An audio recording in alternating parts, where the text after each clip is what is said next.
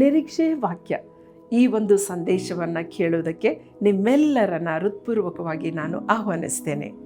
ನಾವು ಇಂದಿನ ವಾಕ್ಯವನ್ನು ನಾವು ಧ್ಯಾನ ಮಾಡುವುದರ ಮುಂಚೆ ದೇವರ ವಾಕ್ಯದಿಂದ ಹಬಕ್ಕೂಕನು ಬರೆದ ಗ್ರಂಥ 3ನೇ ಅಧ್ಯಾಯ 19ನೇ ವಚನದಿಂದ ನಾವು ನೋಡೋಣ.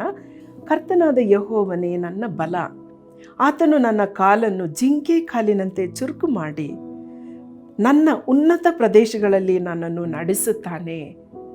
ಇಂಥ ಒಂದು ಸುಂದರವಾದ ವಾಗ್ದಾನವನ್ನು ಈ ದಿವಸ ನಾವು ನೋಡ್ತಾ ಇದ್ದೇವೆ. ಈ ವಾಕ್ಯದಲ್ಲಿ ಮುಖ್ಯವಾಗಿರುವಂಥ ಅಂಶ ದೇವರು ನನ್ನ ಬಲ ಎಂಬುವಂಥ ವಿಷಯವನ್ನು ನಾವು ಧ್ಯಾನ ಮಾಡೋಣ. ಈ ವಾಕ್ಯದಲ್ಲಿ ಕರ್ತನಾದ ಯೆಹೋವನೇ ನನ್ನ ಬಲ ಎಂಬುವಾಗ ಕೆಲವೊಂದು ಪರಿಸ್ಥಿತಿಗಳಲ್ಲಿ ನಾವು ಬಲ ಕುಂದಿದವರಾಗಿಬಿಡ್ತೇವೆ, ಬಲಹೀನರಾಗಿಬಿಡ್ತೇವೆ. ಕೆಲವೊಮ್ಮೆ ನಮ್ಮ ಒಂದು ಅನಾರೋಗ್ಯತೆಯಲ್ಲಿ ಕೂಡ ನಾವು ಬಲಹೀನತೆಯನ್ನು ಅನುಭವಿಸ್ತೇವೆ.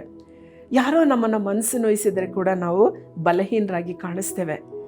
ವಯಸ್ಸಾದ ಮೇಲೆ ಕೂಡ ನಮ್ಮ ಕಾಲು ಕೈಗಳಲ್ಲಿ ಬಲಹೀನತೆಯಿಂದ ನಾವು ಬಲಹೀನರಾಗಿ ಕಾಣಿಸ್ತೇವೆ. ಅಂಥ ಪರಿಸ್ಥಿತಿಯಲ್ಲಿ ನಾವು ದೇವರ ವಾಕ್ಯದ ಬಲದಲ್ಲಿ ನಾವು ಜಿಂಕೆಯ ಒಂದು ಶಕ್ತಿಯನ್ನು ನಾವು ಕಾಲಿನಲ್ಲಿ ಚುರುಕನ್ನು ನಾವು ಅನುಭವಿಸ್ಬೋದು ಎಂಬುದಾಗಿ ದೇವರ ವಾಕ್ಯ ಹೇಳ್ತಾ ಇದೆ. ಒಂದು ವಿಶೇಷವಾದ ಒಂದು ವ್ಯಕ್ತಿಯ ವಿಷಯದಲ್ಲಿ ನಾವು ಇದರ ವಿಷಯದಲ್ಲಿ ನಾವು ಧ್ಯಾನ ಮಾಡೋಣ.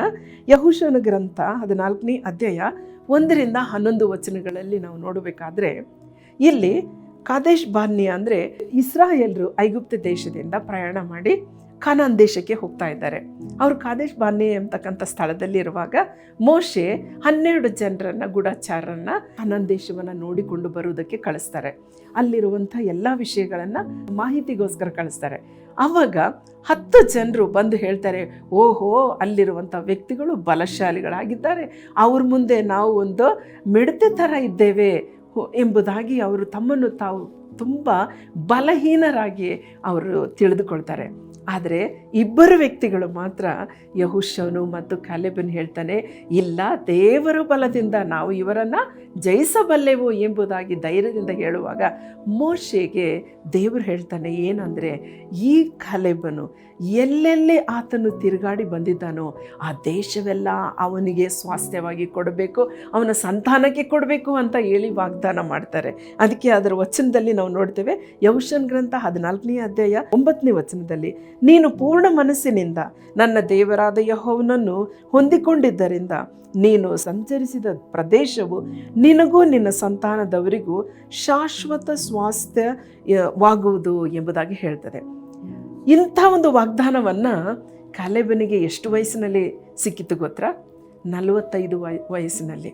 ಅವನು 85 ವರ್ಷದ ಮುದುಕನಾದಾಗ ಯೆಹೋಶುವನ ಹತ್ರ ಬಂದು ಆತನ ರಿಮೈಂಡ್ ಮಾಡ್ತಾನೆ, ಏನಂದರೆ, ನನಗೆ ಇನ್ನೂ ಬಲ ಇದೆ, ನಾನು ಈ ಒಂದು ಸ್ಥಳದಲ್ಲಿ ನಾನು ಈ ಒಂದು ಪರ್ವತವು ನನಗೆ ಬೇಕು ಎಂಬುದಾಗಿ ಕೇಳ್ತಾನೆ. ಎಂಥ ದೊಡ್ಡ ಆಶೀರ್ವಾದ ಪ್ರಿಯರೇ! ನೀವು ನಾನು ದೇವರ ಬಲದ ಮೇಲೆ ನಾವು ನಂಬಿಕೆ ಇಟ್ಟಾಗ ಕರ್ತನ ನಮ್ಮನ್ನು ನಡೆಸ್ತಾನೆ. ನೀವು ಬಲಹೀನರಾಗಿ ಒಂದು ವೇಳೆ ನರಳುತ್ತಾ ಇರುವಂಥ ಪರಿಸ್ಥಿತಿಯಲ್ಲಿ ದಿವಸ ನೀವು ಕೂತ್ಕೊಂಡಿದ್ರೆ ಈ ವಾಕ್ಯವನ್ನು ನಾವು ಧ್ಯಾನ ಮಾಡಿ ಆತನ ಮೇಲೆ ನಾವು ಭರವಸೆ ಇಡೋಣ. ಬನ್ನಿ ಪ್ರಿಯರೇ, ನಾವು ಪ್ರಾರ್ಥನೆ ಮಾಡೋಣ. ನಮ್ಮನ್ನು ಬಹಳವಾಗಿ ಪ್ರೀತಿ ಮಾಡೋ ನಮ್ಮ ಪರಲೋಕದ ತಂದೆ, ನೀನು ನಮ್ಮನ್ನು ಉಂಟು ಮಾಡಿದ್ದಿ ರಾಜ, ನಮ್ಮನ್ನು ಪ್ರೀತಿಸುವ ದೇವರಾಗಿದ್ದಿ ತಂದೆ. ಮಕ್ಕಳನ್ನು ಪರಂಬರಿಸುವಂತೆ ನಮ್ಮ ಶರೀರದಲ್ಲಿರುವಂಥ ಬಲಹೀನತೆಗಳನ್ನು, ಮಾನಸಿಕವಾಗಿರುವಂಥ ಬಲಹೀನತೆಗಳನ್ನ ತೆಗೆದುಹಾಕಿ ನಿನ್ನ ಕೃಪೆಯಿಂದ ನಮ್ಮನ್ನು ನಡೆಸುವಾತನಾಗಿದ್ದಿ. ಈ ವಾಕ್ಯಕ್ಕಾಗಿ ಸ್ತೋತ್ರ. ಹಬಕ್ಕೂಕನ ಗ್ರಂಥದಲ್ಲಿ ಕರ್ತನೆ 3ನೇ ಅಧ್ಯಾಯ 19ನೇ ವಚನವು ನಮ್ಮೊಟ್ಟಿಗೆ ಮಾತನಾಡಿದಕ್ಕಾಗಿ ಸ್ತೋತ್ರ ಸಲ್ಲಿಸ್ತೇವೆ. ಈ ದಿನ ಕೇಳುವಂಥ ಪ್ರತಿಯೊಬ್ಬೊಬ್ಬರ ಹೃದಯದಲ್ಲಿ ನೀನು ಸ್ವಾಮಿ ಬಲದಿಂದ ತುಂಬಿಸು, ನಿರೀಕ್ಷೆಯಿಂದ ತುಂಬಿಸು.